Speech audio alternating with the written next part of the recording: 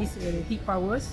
This one is the heater control, the switch off for the heater control, and this is the configurable fan.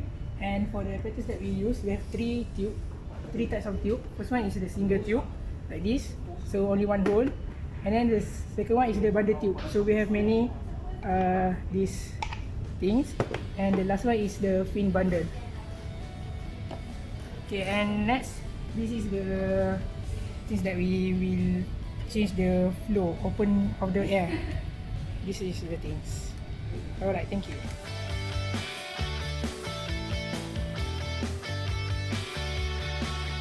Good afternoon.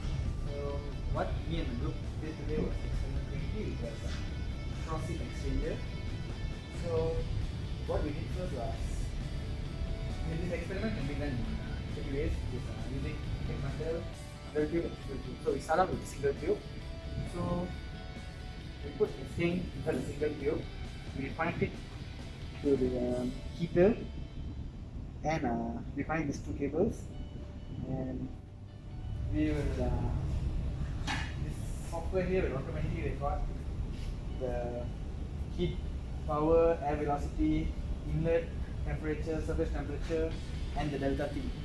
So what the MV here is, we keep changing this. This is our MV in this case. Okay, and then after that we will, this experiment will be done using bundle tube. So in this case, bundle tube, there's two manipulated variables, which is the rows. We have to change the rows, like each time we have to do is, we have to do the rows, and we have to change this, the air velocity. And then finally, after getting the recordings, we will repeat the experiment with the fin bundle. So we'll have three types of records, which is about single tube, bundle tube, and fin bundle. So that's all. So, Assalamualaikum and hi everyone. Today I will brief about our experiment number 20, which is cross flow heat exchangers. So, in these experiments, the cross flow heat exchangers occur when a fluid flow is perpendicular to another, which is 90 degrees. So, these heat exchangers are usually used for cooling and heating. And these cross flow heat exchangers are usually applied when a fluid in heat exchanger change its phase. Based on our experiment that we have done, there are three types of pipes that we are using. For the first one is single cylinder tube, and the second one is using a tube bundles, and lastly is we are using fin bundles.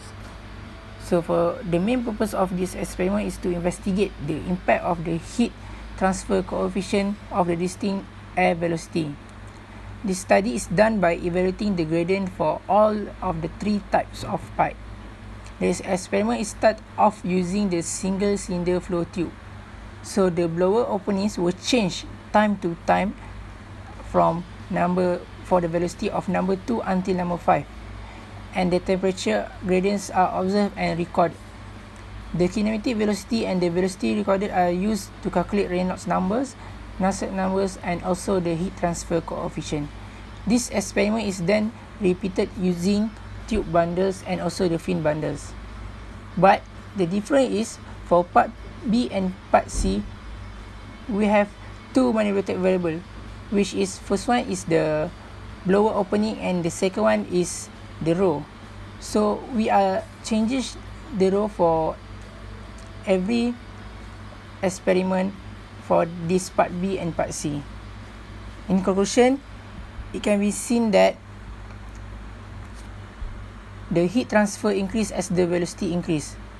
But for part B and part C, it can be seen that the sensor give a high value of Reynolds number, Nusselt number, and heat transfer coefficient. This happen due to the location of the tube, which is further from the air inlet, causing the air to turn more vigorous as it hits the wall of the tubes and the heat exchanger. So that's all from me. Thank you.